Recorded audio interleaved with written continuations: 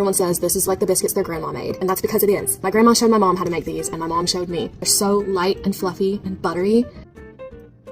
These biscuits are going to be the best things you'll ever make. Preheat your oven to 400 degrees. There's 3 main ingredients we use for these biscuits. 2 cups of buttermilk. I like to warm mine up for like 30 seconds. Your hands are going to be all in this and you don't want it being really cold. Then we have our lard. We use Crisco. And if you use something different, we can always tell. The texture, everything is just the best with Crisco. Same goes for white lily flour. You use white lily self-rising flour. If you use anything besides white lily, these biscuits will not be as soft. That's the 2 main secrets to this recipe. We start off first with greasing our pan. We're going to take a bit of the Crisco. Now we're going to sift our flour. 2 items I use for my flour is this bowl. You can really use any bowl, but my mom recommended to get like more of a V shape, but otherwise I think it really doesn't matter. Also, you can probably use any kind of sifter, but this is something my mom prefers. This is one like my grandma used. This is very old-timey. I had to get mine on Amazon because they don't really sell them in this big of a size like this anymore. I'm not going to be using all of this flour. I just like to have the flour more towards the top. It just helps with working the biscuits.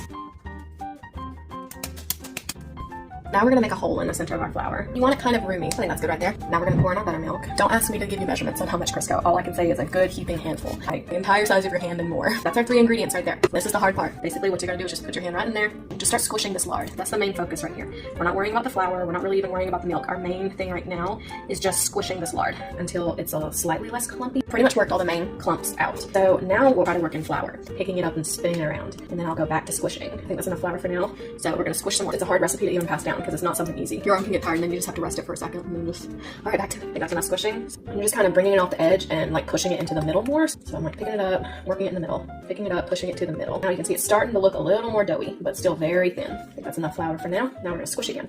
Now I'm really trying to get it up off the bottom. Now that the texture is a little thicker, I can kind of pick it up off the bottom more. I don't want that stuff getting dry and getting too floury. This is getting really doughy now. It's really all about judging the texture. And the best way I can describe to know when the texture is ready is right now, you can probably see how this dough is like really pulling back from my hand. My hands are sticking to this. It's really sticky. The perfect texture is when my hand pulls away easier. It barely pulls my hand back. But now we're just about to the point where we're just constantly stirring and pushing, squishing here and there, getting some of those clumps out.